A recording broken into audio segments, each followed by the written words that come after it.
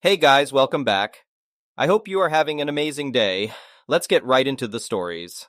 The first one is an entitled People story. 3 years ago, tragedy struck our family when we lost my beloved mother. The pain of her absence was particularly heavy on my father's shoulders, leaving him alone in the house they had built together, which had once been filled with love and laughter. Seeing my father succumb to depression, my sister and I became increasingly concerned about his well-being. After a year, my sister and I offered my father the option to live with one of us in the neighboring city, hoping that his loneliness would diminish. Although we were just a short distance away, my dad insisted on maintaining his independence.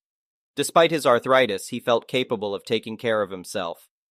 As a compromise, we found a cozy little house for my dad in the same city where my sister and I resided. The house my parents had called home was sold to a distant relative, ensuring it remained within the family. My dad settled into his new home, accompanied by his trusty 2016 Aveo car. Being in the downtown area, he could easily walk to nearby places, rendering his car motionless for weeks at a time. The young couple living next door took advantage of this situation and struck a deal with my dad to park one of their cars in his driveway. They had 3 cars, but only enough space for 2 in their own driveway. Despite the inconvenience it caused, my dad agreed to their request. Whenever he needed to use his car, he simply asked the couple to move theirs, and they always obliged, displaying politeness. While I wouldn't have been as accommodating as my father, the arrangement seemed to work well for them. However, one fateful day, when my dad planned to drive across town to visit a cafe he and my mom had cherished, he went over to the neighbor's house to request them to move their car. Surprisingly, the wife was absent, and the husband explained that she had taken their other car, leaving the keys to the car obstructing my dad's driveway. He assured my dad that he would call her to resolve the situation promptly. Unfortunately, this nice guy turned out to be anything but considerate. An hours passed, and the car remained immobile, casting darkness upon my father's plans. With his vision problems, it was unsafe for him to drive at night. The neighbor's behavior became increasingly inconsiderate, taking advantage of my dad's generosity. A few days later, my dad called me, inviting me to pick him up and join him at a car show. It was one of those gatherings where vintage vehicles paraded in a parking lot. My dad's passion for cars was rekindled, and I was delighted to see him eager to leave the house for once. I immediately agreed to his invitation. When I arrived at my dad's house, I discovered that the neighbor's car was blocking my dad's vehicle. He informed me that he had asked the neighbor to move it when he called me that morning, which was 2 hours before my arrival. I reassured him that I would handle the situation and promptly called a tow truck to remove the neighbor's car. Ever since my mother's passing, I had become fiercely protective of my dad. I could sense that he yearned for companionship, and it seemed like some people noticed his vulnerability and took advantage of him. I was determined to put an end to it. The tow truck arrived swiftly, and as the car was being hoisted, the neighbors finally emerged, shouting at my dad and questioning his actions. Calmly, I explained that they were no longer allowed to park in his driveway as they had been exploiting his kindness, and I wouldn't tolerate such behavior. The neighbor, now infuriated, launched into a lengthy rant, claiming that he didn't possess the proper documentation for the car and fretting over how he would retrieve it. He begged the tow truck driver to release the vehicle, but the driver, abiding by legal protocol, informed him that once the car was on the truck, it had to be taken to the tow yard. The neighbor was left seething with anger. Little did I know at that moment the unfolding events were about to take a startling turn. As fate would have it, the truth behind the neighbor's car would soon be exposed. I learned through one of my dad's concerned neighbors that the husband had been arrested for carjacking. The stolen car, which had been reported missing, was traced back to him. It became clear that the neighbor's intention in parking the car in my dad's driveway had been an elaborate ploy. If the police had discovered the stolen car on my dad's property, he would have been implicated.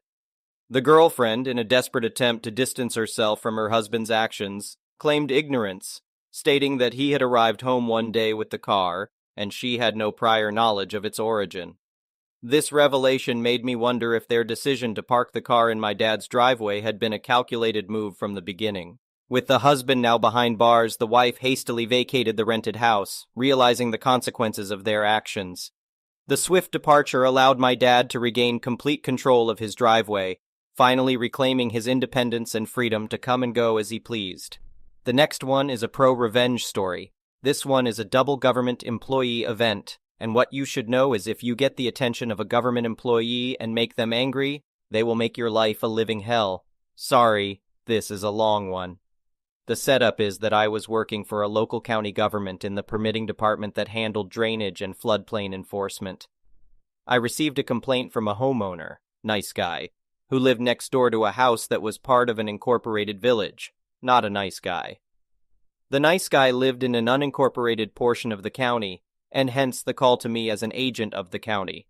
I drove out to the site to investigate and discovered some interesting facts.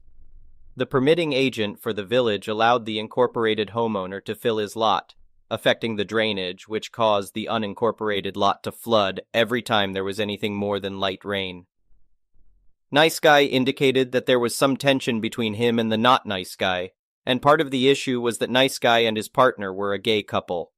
This raised a red flag for me, but in trying to be impartial, I took the information and some photos for the file and indicated that I would contact the village to find a resolution. I wrote a letter and then called the village inspector, Jackwagon, to discuss. Jackwagon told me that the village could do as it pleased and that I could do nothing to stop not nice guy from doing as they pleased, since it was approved by the village. There was then a comment about those types of people, the gay couple, making complaints just to cause trouble. I was now on the case, and it was time to make sure everything done on the incorporated lot was 100% legal. At this point, the game was certainly on, because if there is one thing that grinds my gears, it is bullying. I went back out and spoke to the nice guy to let him know what I was up to, and also that I was not going to let this slide. I then started investigating the elevations on the two lots and the fill that had been placed on the incorporated lot.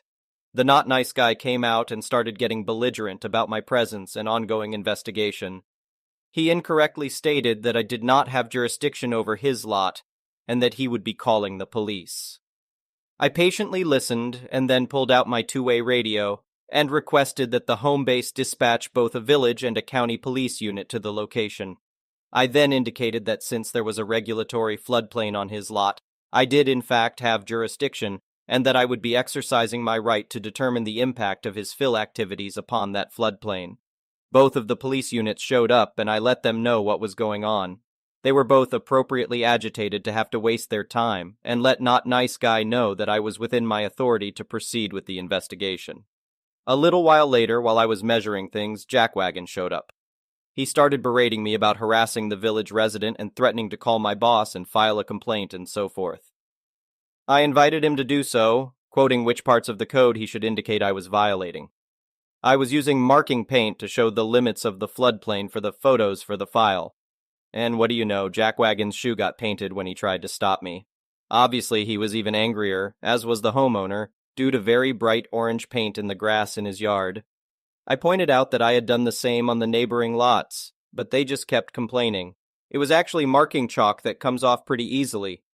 Interestingly, I found two significant issues on Not Nice Guy's lot. One, there was fill placed in the floodplain, and two, a garden shed was built on the fill and partially within the floodplain. Both were big no-nos and actually violated federal law. So the course of action had two parts. One, make the incorporated homeowner remove the fill and shed from the floodplain, and two, allow nice guy to place fill on their lot outside of the floodplain to counteract the fill remaining on not nice guy's lot. I also advised nice guy that it would be a good idea to install a field tile on their side to drain the water that would inevitably accumulate between the two lots during rainfall. Predictably, Not Nice Guy and Jackwagon became super angry when I sent the letter informing them of the violations that needed to be corrected, removing fill and shed, or applying for a revision of the floodplain with the Army Corps of Engineers. Good luck with that. This led to a meeting at the county office with Not Nice Guy Jackwagon, my supervisor, and myself. Quickly, things escalated, and Jackwagon began yelling about abuse of power, etc. The department head entered the conference room and told both of them they were wrong and that they should leave peacefully and comply or face the consequences, fines. The best part was that Not Nice Guy had to apply for a permit, and guess who was the one to review and approve it? That's right, yours truly. Now, I was following the letter of the law, but you have to know that poor government workers are underpaid and overworked. Strangely, the permit for Nice Guy was almost immediately approved, while Not Nice Guy's permit had to undergo a very thorough review to ensure its accuracy. You could argue that I was abusing my power, but I can assure you that the timing for their review was well within acceptable limits. Also, how could I be held accountable for their misfiling 3 times before they finally got it right? Generally, if you behaved like a civil human and came to the office, we would help you get things done properly so that the permit would go through the first time. But Not Nice Guy decided he could do it all on his own, so it took him 3 tries.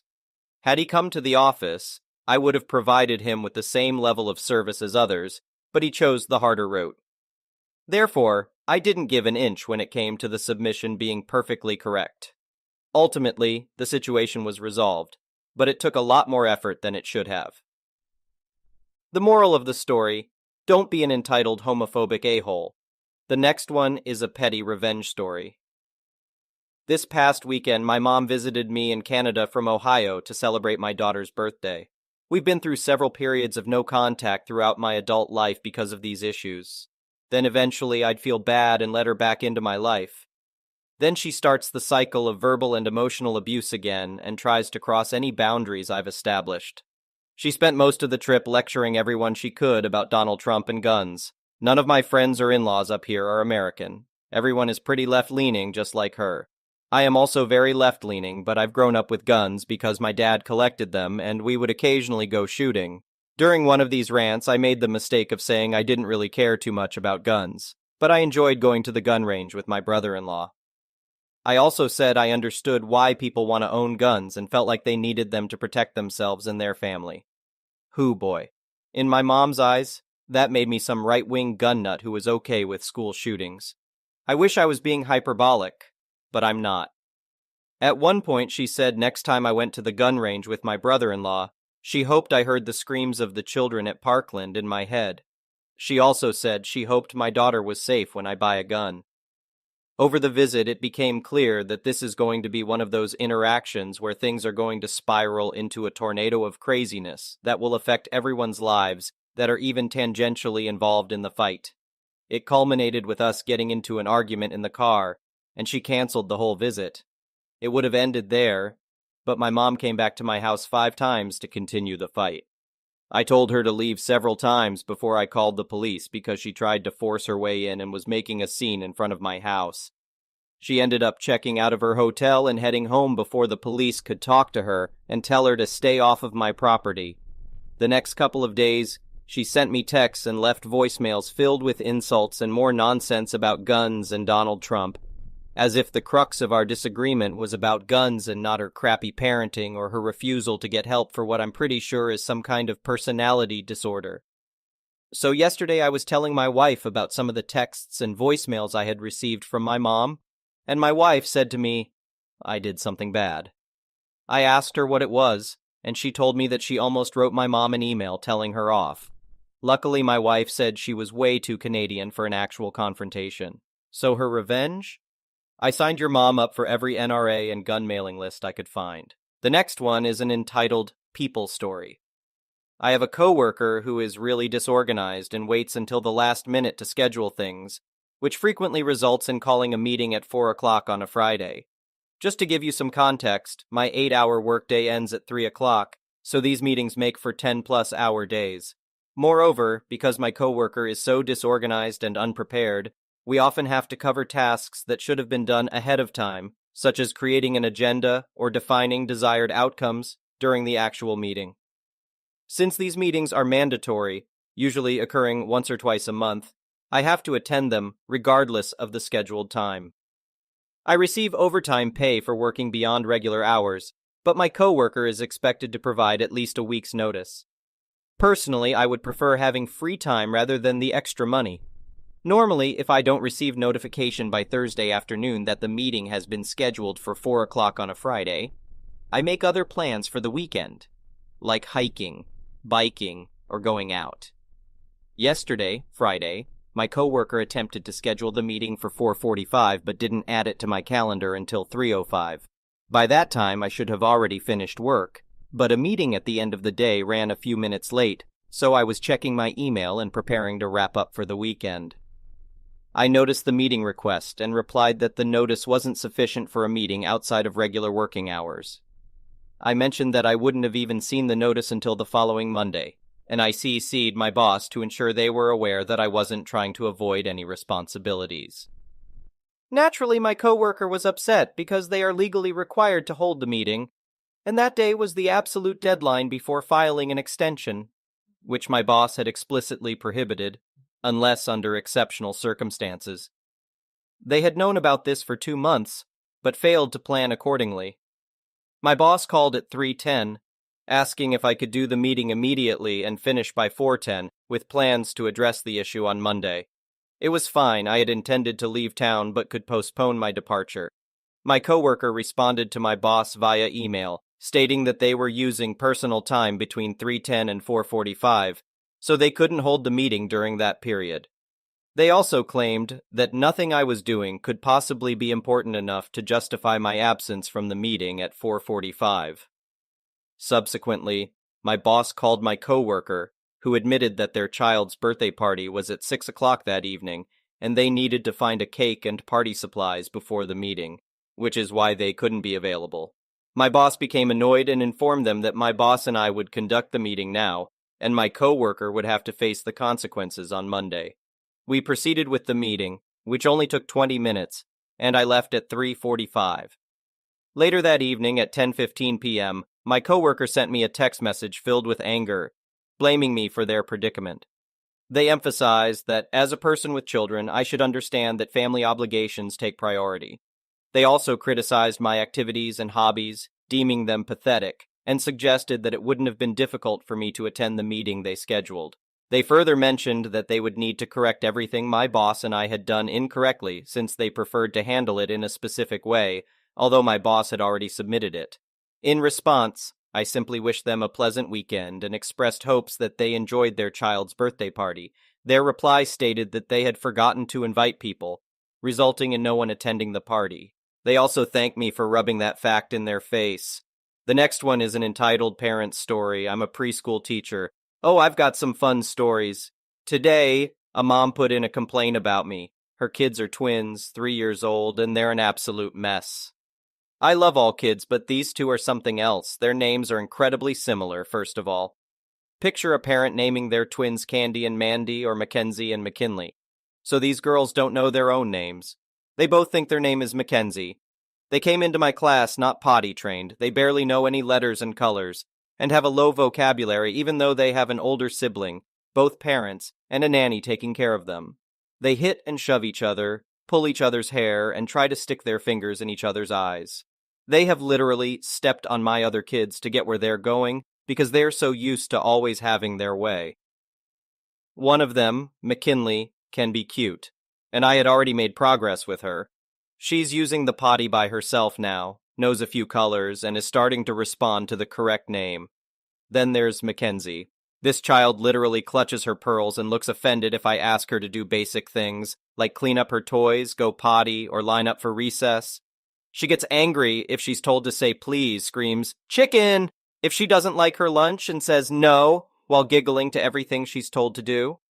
Now I would speak to her entitled mother at pickup about the behavioral issues, but even I softened it and didn't tell her everything this kid does. The entitled mother would insist that all of their behavior was because they speak 2 languages. Sorry, Mackenzie knows exactly what go potty means. She just doesn't like to do it. So last night she was throwing a bigger fit than usual. I told her she could stand up and walk to the potty, or I could carry her, but laying down and kicking her feet wasn't an option. She didn't get up, so I picked her up and took her into the bathroom. I gave her a minute to stand still and calm down, then told her again to use the potty.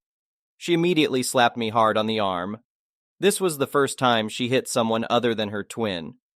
I made her go potty and sat her in the library away from the other children because she was still throwing her tantrum. And I didn't want her to hit another kid.